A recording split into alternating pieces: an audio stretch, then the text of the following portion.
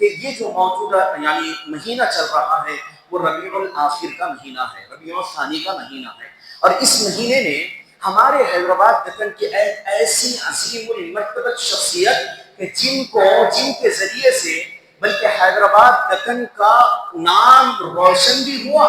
اور علمی دنیا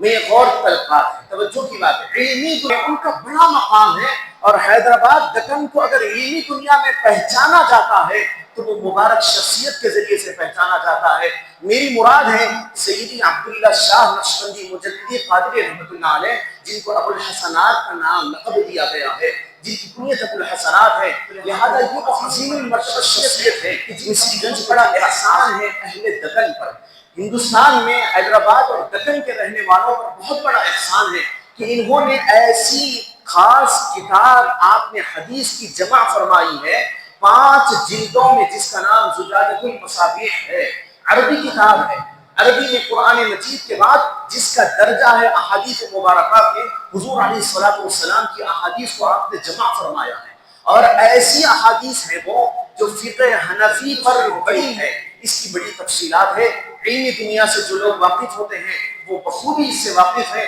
بس اس کا اندازہ ایسے کیجئے کہ آپ کی جو علمی شخصیت ہے ایسی عبقری شخصیت ہے۔ زمانے قدیم میں ایک مزاج رہتا تھا، اگر کوئی آدمی سفر پر جاتا تھا اور وہ عالم ہے یا علم سے محبت رکھنے والا ہے یا علمی شغف رکھنے والا ہے تو وہ آدمی سفر پر تو جاتا تھا، ساتھ میں اپنے مقام کے رہنے والے علماء دین کی مخصوص کتابیں لیتا، اور وہاں دوسرے ملک کو جب جاتے تو وہاں وہ تحفے میں دوسرے اور علماء کو پیش کرتے تھے، تاکہ ان کو یہ بتانا مقصود رہتا تھا کہ دیکھو ہم ایسے مقام سے تعلق رکھتے ہیں جہاں علم کا یہ درجہ ہے، علم کی یہ خدمت کی جا رہی ہے۔ تو لہذا ایک بڑے مشہور واقعے کی طرف اشارہ کرتا ہوں، سیدی عبداللہ شاہ محدث دکن رحمۃ اللہ علیہ کی ایک کتاب یہی زجاجۃ المصابیح، آپ نے جب اس کو ترتیب دینے کا ارادہ کیا تھا تو پس و پیش میں تھے کہ میں کیسے لکھوں حضور کی احادیث کو، بہت بڑا کام ہے، اس بیڑے کو کیسے اٹھاؤں، تو بڑے ہی تذبذب کا شکار تھے۔ اسی دوران نبی پاک علیہ الصلوۃ والسلام کی خواب میں آمد ہوتی ہے، حضور ارشاد فرماتے ہیں اے فرزند آپ کیوں نہیں میری احادیث کو جمع کرتے؟ لہذا حضور علیہ الصلوۃ والسلام کے حکم کے ملنے کے بعد سیدی عبداللہ شاہ نقشبندی مجددی قادری رحمۃ اللہ علیہ صبح جب بیدار ہوتے ہیں تو ارشاد فرماتے ہیں جو میری کیفیت تھی کہ میں تذبذب کا شکار تھا کہ میں کتاب کیسے لکھوں، اتنا بڑا کام مجھ سے کیسے ہو پائے گا، اور وہ بھی حضور کی احادیث ہیں، اس میں پھونک پھونک کر کے قدم رکھنا ہوتا ہو کہ ایسے کام کو میں کیسے بجا لاؤں۔ تو اس کے بعد آپ ارشاد فرماتے ہیں یہ جو میری کیفیت تھی حضور کے دیدار کے بعد اور حضور کے فرمان کے سننے کے بعد یہ کیفیت ختم ہوئی،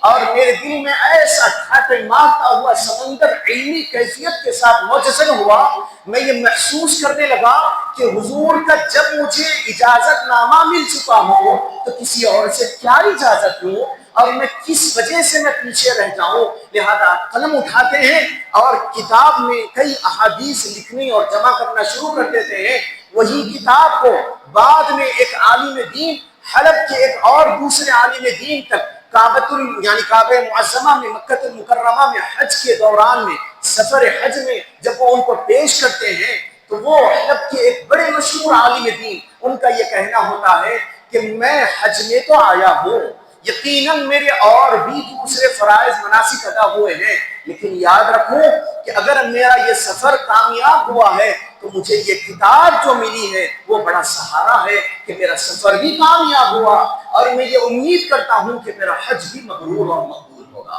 تو یہ عظیم المرتبہ شخصیت ہے۔ اخیر بات کہتا ہوں کہ یہ اللہ سبحانہ و تعالیٰ سے ان کا جو تعلق تھا وہ اتنا عظیم تعلق تھا۔ حضور ارشاد فرماتے ہیں کہ ایک انسان کے جسم میں ایک ایسا گوشت کا لوتھڑا ہے، اگر وہ اچھا رہے، حضور فرماتے ہیں اذا صلح الجسد کلہ، اگر وہ اچھا رہے سمجھو پورا جسم آپ کا اچھا ہے، اگر وہ خراب ہوا اذا فسد الجسد کلہ، تو سمجھو کہ پورا جسم آپ کا ناکارہ اور کارآمد نہیں رہا۔ فرماتے ہیں ناکارہ ہو گیا اور کارآمد نہیں رہا۔ فرماتے ہیں حضرت محدث دکن رحمۃ اللہ علیہ جو اللہ کے ذکر میں اپنے قلب کو مشغول رکھتے تھے، کیفیت یہ بتاتے ہیں جس وقت آپ کے وصال کا وقت ہوا تو 4 اطباء آپ کے ارد گرد ٹھہرے ہوئے تھے، ڈاکٹرز جن کو کہتے ہیں اطباء، وہ آپ کے ارد گرد تھے۔ انہوں نے یہ کیفیت کے ساتھ آپ کو دیکھا کہ آپ کی سانس بند ہو چکی ہے، جبکہ یہ بات بڑی خاص اور مسلمہ حقیقت ہے کہ سانس بند ہوتی ہے تو دل کی دھڑکن بھی بند ہو جاتی ہے، جب دل کی دھڑکن بند ہوتی ہے تو سانس بند ہو جاتی ہے۔ گویا کہ لازم اور ملزوم ہے، یہ پائی گئی تو وہ بھی پائی جائے گی، وہ پائی نہیں گئی تو یہ بھی پائی نہیں جائے گی۔ لیکن یہاں دیکھتے ہیں کہ محدث دکن کی وہ عظیم المرتبہ شخصیت کہ انتقال کے وقت میں قریب وقت تھا، سانس بند ہو چکی، لوگ بڑی کوشش میں لگے ہوئے ہیں کہ سانس کسی طریقے سے آ جائے، لیکن قریب قلب کے جا کر جب دیکھتے ہیں تو قلب دھڑکنے لگتا ہے، بلکہ وہ اپنے الفاظ میں یوں ذکر کرتے ہیں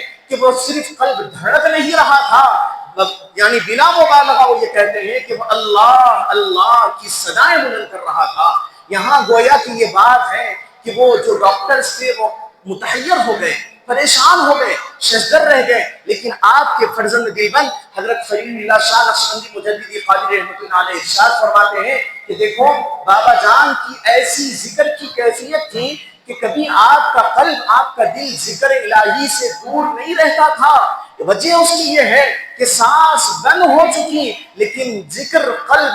کو چھوڑا نہیں ہے، ذکر قلب سے جدا نہیں ہوا، قلب اور دل ذکر سے جدا نہیں ہوا۔ یہ مقام تھا حضرت محدث دکن کا۔ کل 18 ربیع الاخر کو آپ کا عرس شریف ہوتا ہے جہاں پر بے شمار علماء دین موجود رہتے ہیں۔ ایک معنوں میں ایسے محسوس کریں کہ وہاں صرف علماء ہی کا ایک خاص مرکز رہتا ہے۔ میں آپ حضرات کو مدعو کرتا ہوں، جائیے اس آستانے پر جا کر، اس روضے پر جا کر اس خاص قسم کی کیفیات میں جو روحانی آسمانوں سے روحانی کیفیات جو آسمان سے وہاں اترے، جس کے ذریعے سے ہماری